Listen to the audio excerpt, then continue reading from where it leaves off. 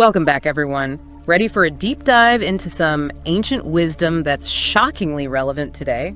Always ready. Who are we diving into today? We're cracking open Meditations by none other than Marcus Aurelius, Roman emperor, philosopher, the whole deal. Aurelius. His insights into Stoicism never really get old, do they? Never.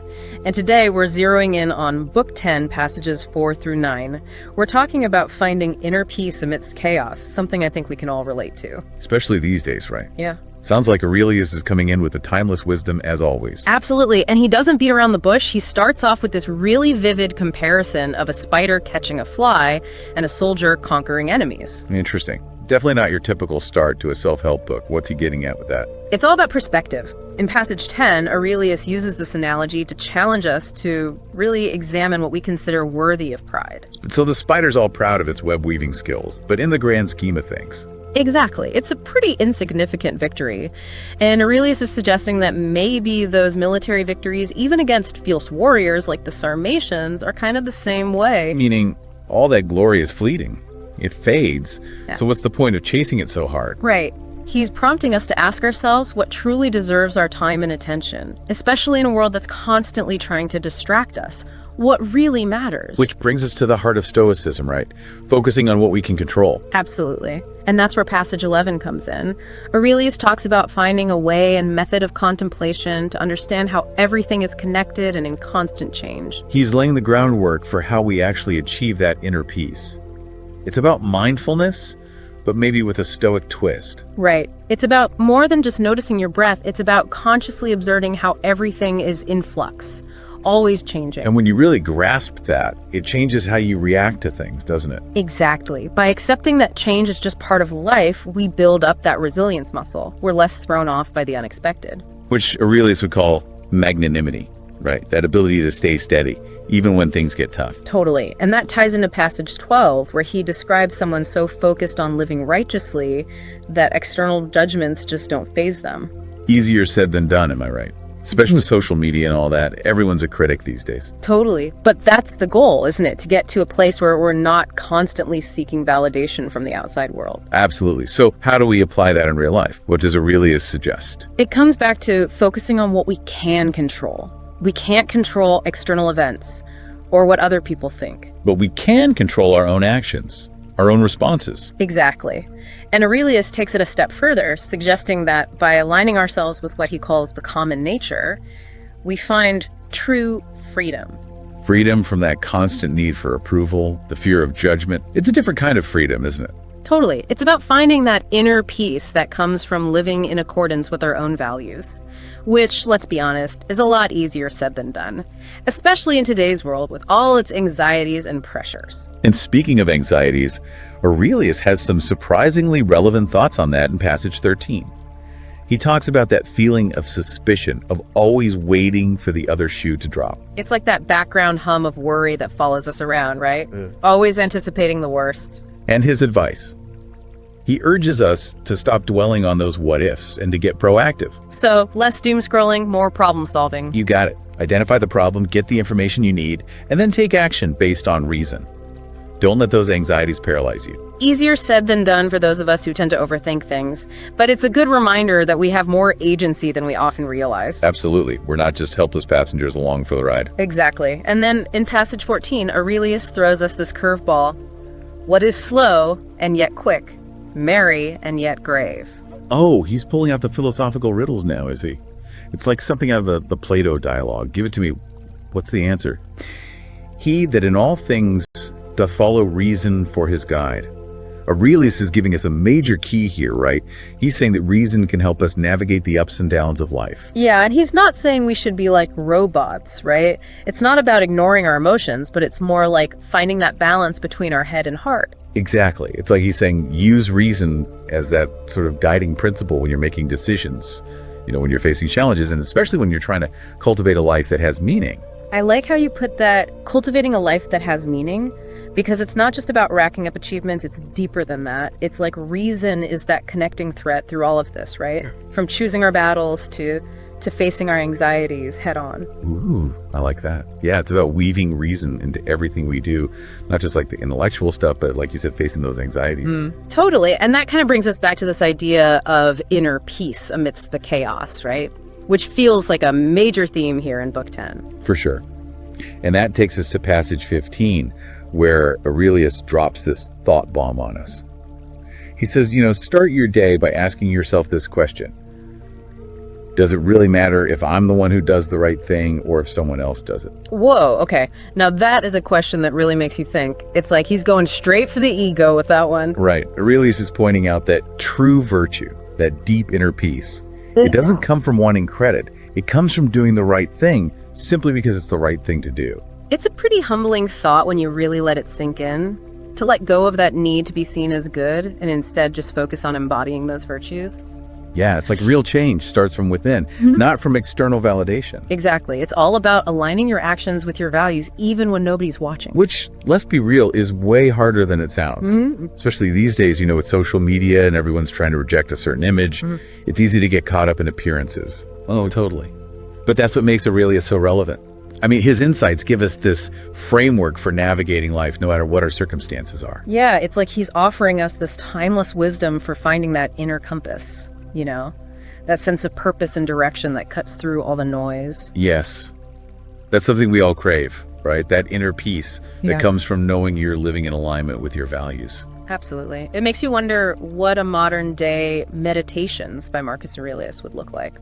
What kind of stuff would he be wrestling with if he was around today? Oh, man. That's a fascinating question. Could you imagine what he'd have to say about our 24/7 news cycle? Or the constant barrage of information we get? Or the pressures of social media? He'd probably tell us all to log off Twitter for a while, pick up a good book, maybe go for a walk in nature and just contemplate life, Maybe. But I bet the core of his message would still be the same. It'd be about self-awareness, living a life guided by reason and virtue, and ultimately finding that inner peace that transcends all the chaos. It's a timeless message, and you can tell it's one that still resonates today. But for you personally, what's the biggest takeaway from Aurelius's Meditations? What's really stuck with you? It's funny you ask that, because there is one thing that really stands out. And it's that thing we keep circling back to, Aurelius's focus on controlling what you can. Yeah, it sounds simple, but the more you sit with it, the more profound it gets. Yeah. Especially in a world that often feels so chaotic and unpredictable. It's like he's handing us the tools to navigate all the ups and downs with a little more grace. Right. A little more resilience. Exactly. And for me, it's like this daily reminder to be intentional about how I approach each day. Asking myself, what really matters here? What kind of person do I want to be in this moment? It's about making sure your actions line up with your values, even in the smallest moment. Exactly, because those little moments, they add up, right? That's where we define ourselves day after day. It really is, and it makes you realize just how much wisdom we can take from Aurelius and apply to our own lives. I mean, think about it. Dealing with work stress, relationship stuff, or even just the constant information overload. It's all connected. His insights are timeless because they address those universal human experiences. We're all just trying to find a little peace in the midst of it all. Totally. So to anyone out there feeling overwhelmed by, life in the 21st century, maybe it's time to dust off those Stoic teachings. Right.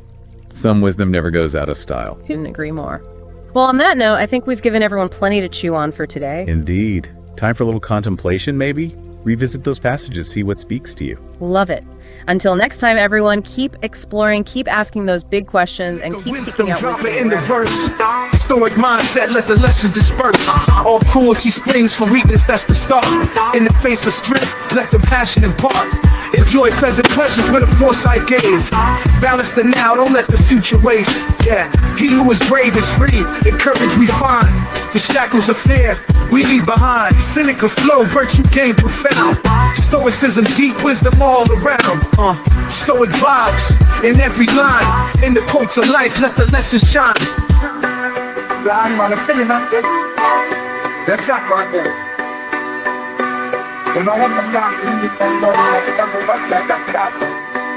Don't suffer more than needed. Cynic got it clear. Face the storm when it comes, don't be scared. How does it help to be more the strife? In the rhythm of life, don't seek out strife. It is not the man who has too little but craves true wealth and contentment, not what enslaves. Yeah, let us say what we feel, let speech be true. Harmonize with life in everything you do. Cynical flow, virtue gain profound. Stoicism, deep wisdom all around. Stoic vibes in every line. In the quotes of life, let the lesson shine.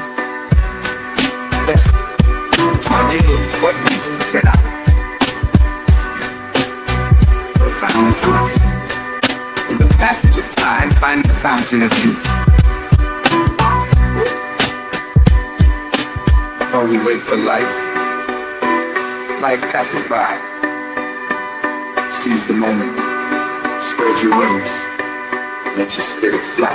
Cynical flow, virtue gain profound. Stoicism, deep wisdom all around.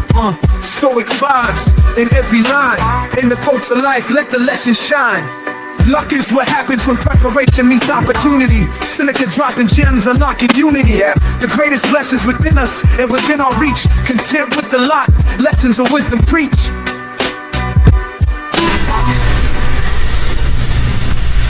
True happiness is to enjoy the present, so true. Without anxious dependence, let the joy accrue. Wherever there's a human being, be kind. In the threads of compassion, unity bind. Cynical flow, virtue gain profound. Stoicism, deep wisdom all around. Stoic vibes in every line. In the quotes of life, let the lesson shine. Cynical wisdom echoes in the rhyme. Stoic rap anthem, standing the test of time. In the echoes of ancient philosophy, Seneca's lessons guide, set your soul free. I can write a book. I never had time before. I was always on the road, packing, unpacking. I was always on the road, right? And so writing a book is better than speaking. Why? Because in order to make money speaking, you have to be present. When you write a book, it's passive income. While you're asleep and people buying it, you're making money. So I actually can make more money with a book than I can speaking. And sometimes tragedies strike, not to hurt you, but to elevate you in a way. If the tragedy never happened, you would never be elevated. There is a blessing in every lesson. Come on, there's a blessing in every lesson. So number one, you got to become a good decision maker to make your dreams become a reality. So I made a decision. I was going to wake up every single day and I was going to write. I was going to wake up every single day. Do me a favor, in your phone right now, I want you to write down good decisions, bad decisions. All right? Good decisions, bad decisions. I want you to write that down. Good decisions, say it with me, good decisions, bad decisions. So let me just say this to you, and I want to make this clear. Right? I remember, years ago, we used to say when we was kids, somebody would say, well, that person is middle-aged, that person is old, right? You can't say that anymore. Why? Because of the decisions that a lot of us are making now. There are kids who are 17 and 18 who are old. Why? Because they're not going to make it to 19. So they're seniors. Like, that's it. They're 19, 20, they're making some bad decisions. They're not going to make it to 21. So they're actually a senior citizen at 15. Because they don't have but 3 or 4 years left to go. Does that make sense? Because they made what kind of decisions? Bad decisions. So here's what I want you to do for me. I want you to ask yourself every single day, are the decisions I'm making good? Because if you're a good decision maker, it means you are guaranteed to make your dreams become a reality. I told you my goal was to write a book and make what list? New York Times bestsellers list. And week 1, we made it. Why? Because of the decisions we made. There was a whole lot of decisions that it took to get here. And so in order for you to make your dreams and goals become a reality, you got to be a great decision maker. Does that make sense? And listen to me, every outcome you get. I had an uncle who died of cirrhosis of the liver. It didn't happen by accident. It didn't happen by accident. He died maybe 50, 60. It wasn't by accidents. How do you die of cirrhosis of the liver? What, for the most part, what happens? Somebody said drinking what? You're not drinking water. You're not drinking water. Like listen to me very closely. You don't drink a gallon of water. You act like mortals in all that you fear, and like immortals in all that you desire.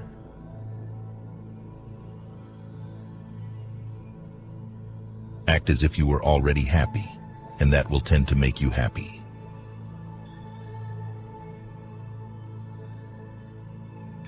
Just as a candle cannot burn without fire, man cannot live without a spiritual life.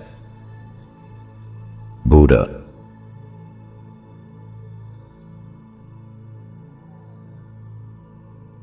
Nothing gives you happiness like a financial buffer, believe it or not.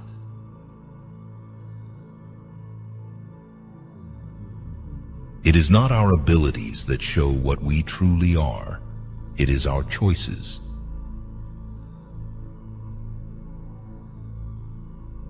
Everything you need is within you, Muji.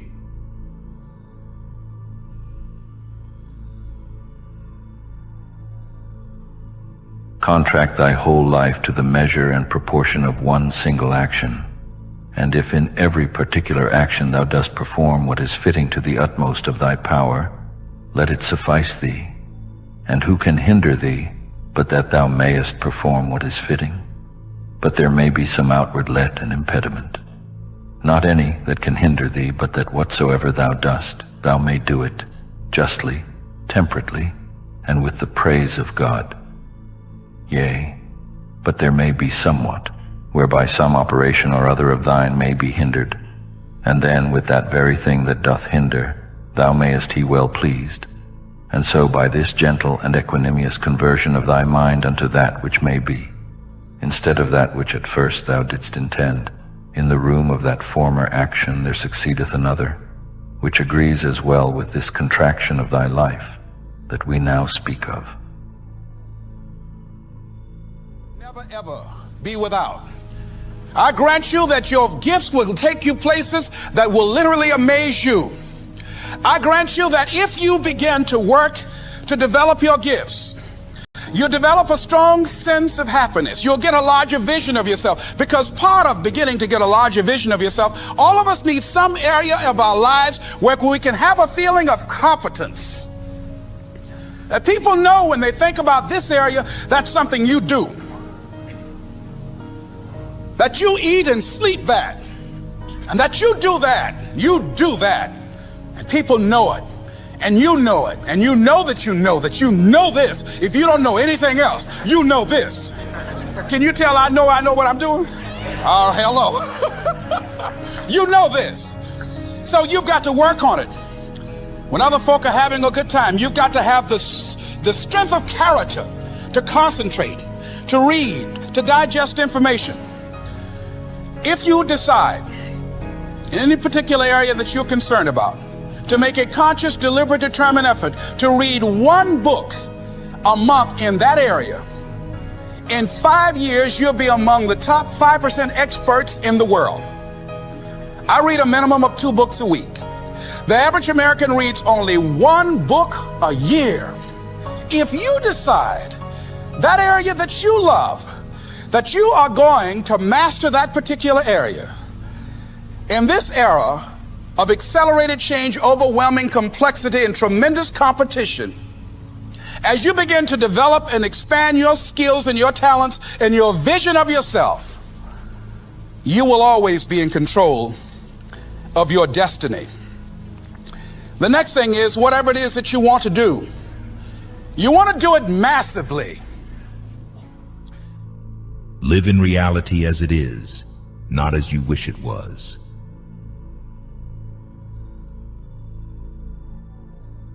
Do unto others as you would have them do unto you.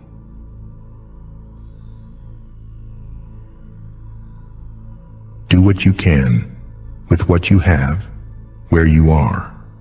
Theodore Roosevelt.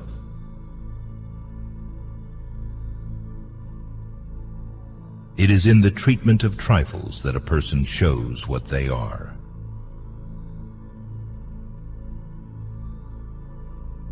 The only time you should ever look back is to see how far you've come.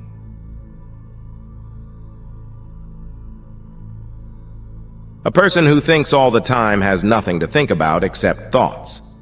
So he loses touch with reality and lives in a world of illusions. Alan Watts.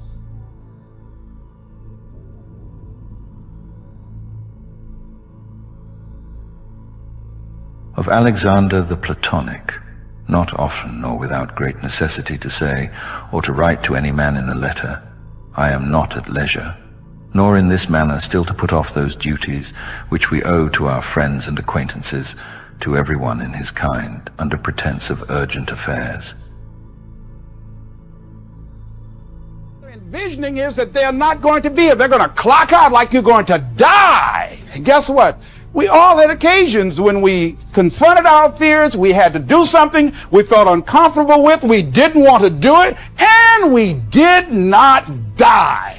They didn't come take us and put us in a box somewhere. Am I right? So what we've got to begin to do, how do we handle that? What's the process? Because it's all up in here. One, I think, is imagine the worst case scenario. Imagine that he went in my mouth and with this drill and that I just croaked out. Then I had another technique I used. Visualize yourself being more than able and capable of handling it. And I used to have a tremendous inferiority complex about speaking before people that I felt who had more going for them than I did. Because I'm not college trained, I used to feel that college people were the most intelligent people on the planet. And there was nothing I had to say for them. And so I had to visualize myself speaking before them, speaking before various audiences that had more going for them than I did, and realize and appreciate my own value and that I was a worthwhile person, even though I didn't have all going for me. I didn't have the money, I didn't have the education that they had. So part of the process is seeing yourself, being worthy, being capable, having what you need to make you a worthwhile person, and that you're more than able